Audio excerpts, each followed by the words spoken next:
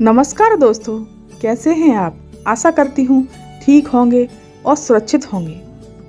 आज मैं ये बताऊंगी कि कौन सी चूड़ी पहननी चाहिए और कौन सी कब पहननी चाहिए। ये वीडियो आप सभी माता बहनों के लिए ही मैंने तैयार किया है। चलिए जानते हैं कि किसी भी सुहागन स्त्री को तांबे से बना हुआ कोई भी आभूषण आपको नहीं पहनना चाहिए। विशेषकर चूड़ी और अंगूठियाँ तो बिल्कुल भी नहीं पहननी चाहिए।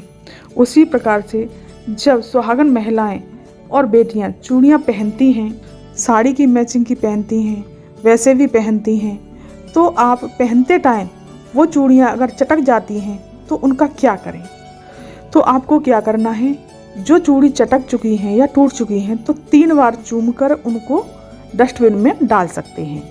और कुछ चूड़ियाँ ऐसी होती हैं कि जो चटकी हुई होती हैं लेकिन फिर भी माता बहनें हमारी उनको पहने रहती हैं, लेकिन आपको ऐसा नहीं करना चाहिए। उनको बिल्कुल ना पहने और उनको निकाल दें। उनको निकाल करके उनको 3 बार चूम करके उनको डस्टबिन में डाल सकते हैं। अगर कोई माता बहनें ये चटकी हुई चूड़ियाँ पहने रहती हैं तो उनके भाई और पिता कर्ज में हमेशा हमेशा के लिए डूबे रहते हैं, ऐसी मान्यता कही जाती है।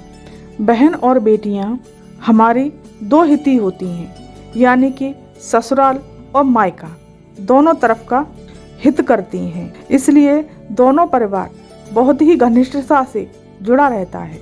जो बेटी के क्रियाकलाप होते हैं वो दोनों घरों पर उसका असर पड़ता है, मायके पर भी और ससुराल पर भी। तो आज मैं आप सभी बहनों को बता रही हूँ कि चूड़ी से सुहाग के संबंधित उपाय। उसी प्रकार से दोनों हाथों में चूड़ियाँ एक बराबर नहीं पहननी चाहिए। अभी तो सब लोग बड़ी बड़ी चूड़ियाँ पहन लेती हैं, फटाफट पहनी और फिर अपने कपड़ों के हिसाब से, अपनी ड्रेस के हिसाब से चेंज कर ली। लेकिन देहातों में और गांव में तो बस फिक्स ही ऐसी चूड़ियाँ पहना करते थे जो कि उतरती ही नहीं थी।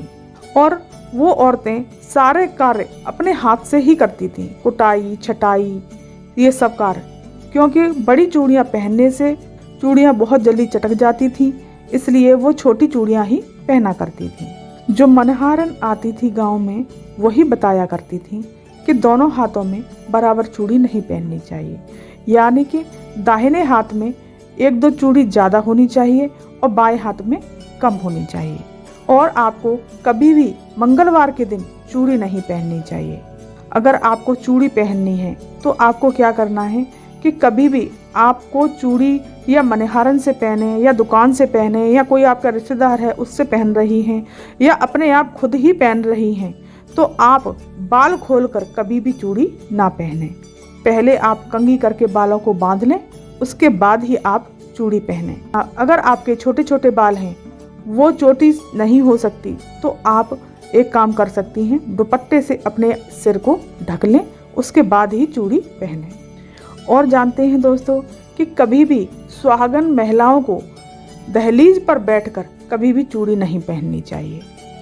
जो मेन गेट होता है, जो गेट के अंदर घुसते हैं, वो दहलीज मानी जाती है।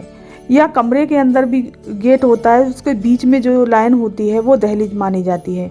अब तो दहलीज नहीं होती, लेकिन फिर भी हम उसको दहलीज ही मानेंगे। और श्रृंगार वगैरह भी आपको नहीं करने चाहिए। विशेषकर आपको नई चूड़ी तो कतई नहीं पहननी चाहिए। वैसे आप रात को पहन सकती हैं, लेकिन सूर्यास्त के समय आप ना पहने। और दोस्तों, आपको बुधवार वाले दिन और शनिवार वाले दिन चूड़ी नहीं पहननी चाहिए, इससे दोष लगता है। बहुत सी महिलाएं शादी ब्याहों में जाती हैं या पार्टी फंक्शनों में जाती हैं तो क्या करती हैं, सारी चूड़ियां दोनों हाथों से निकाल कर रख देती हैं, फिर चूड़ियां पहनती हैं। तो ऐसे नहीं करना चाहिए। तो अगर आपको चूड़ियां बदलनी हैं, लाल रंग का या पीले रंग का धागा अपने हाथ में बांध लें और फिर अपनी चूड़ियां उतार कर बदल लें और फिर उस धागे को निकाल दें। पूरी तरह से हाथ खाली करके चूड़ियां हमें नहीं पहननी चाहिए। और अगर आप मायके जा रही हैं, बहन बेटियां कहीं मायके जाती हैं या कहीं रिश्तेदारी में जाती हैं और आप अपनी साड़ी के मैचिंग की चूड़ियां पहने हुए हैं, और अगर आपके मायके में या कहीं भी आपको कोई चूड़ियां दे रहा है, कहीं भी ऐसा होता है कि शादियों में चूड़ियां पहनाई जाती हैं, तो आप बिल्कुल ना कहें कि मैंने चूड़ियां पहनी हुई हैं और मुझे चूड़ी नहीं चाहिए। नहीं, आपको वो चूड़ियां ले लेनी है और माथे से लगाकर अपने पास रख लेनी है।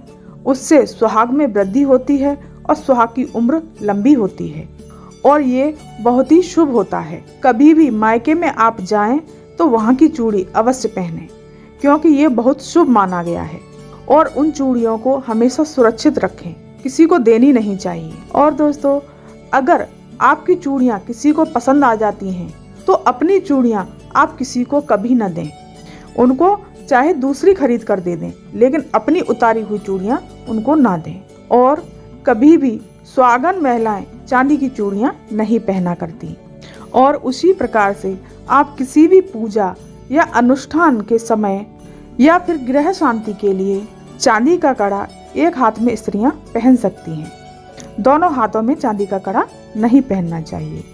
उसी प्रकार से संतान की इच्छा रखने वाली स्त्रियां हीरे से जड़ा कंगन या चूड़ियां नहीं पहननी चाहिए। ऐसा करने से संतान प्राप्ति में काफ़ी विघ्न और बाधाएं आ जाते हैं। जिन स्त्रियों के संतान हैं तो वो स्त्रियां हीरा जड़ित कंगन चूड़ियां पहन सकती हैं। और जो स्त्रियां बोलती हैं कि हमारी चूड़ियां पुरानी हो गई हैं, घिस गई हैं, कलर फेड हो गया है, तो वो पुरानी चूड़ियों का हम क्या करें? तो आप उनको भी 3 बार चूमकर डस्टबिन में डाल सकती हैं। और अपनी यूज की हुई चीज़ कभी दूसरे को नहीं देनी चाहिए। अगर आप जिस चीज़ को यूज नहीं कर रही हैं तो आप उस चीज़ को दे सकते हैं, लेकिन अपनी यूज की हुई चीज़ को ना दें। और आप सीधे चूड़ियों को हाथ से निकाल के सीधे डस्टबिन में ना डालें। सबसे पहले क्या करना है आपको, चूड़ियों को निकालकर अपने आंचल में या दुपट्टे में आप उनको रख लें। फिर उनको 3 बार चूमकर आप निसंकोच डस्टबिन में उनको डाल सकती हैं। कभी भी आपको दक्षिण मुखी बैठकर चूड़ी नहीं पहननी चाहिए और दक्षिण दिशा की तरफ मुख करके कभी श्रृंगार भी नहीं करना चाहिए। और दोस्तों, जानते हैं कि चूड़ियां पहनकर आपको कभी भी तुरंत हाथ नहीं धोने चाहिए।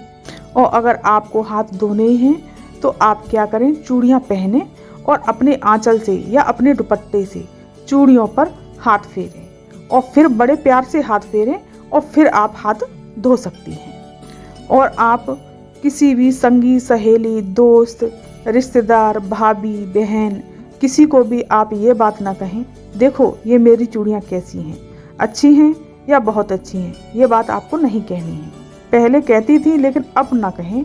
और अगर आपको ये कोई कहता है कि आपकी चूड़ियाँ बहुत सुंदर हैं, बहुत अच्छी हैं, तो उनको ये बोल दीजिए धन्यवाद और फिर अपनी चूड़ियों को चूम लीजिए। चुपचाप चूमना है, क्योंकि किसी को पता न चले कि आप चूड़ियों को चूम रही हैं। तो आप अपनी चूड़ियों को किसी को ऐसे ना दिखाएं।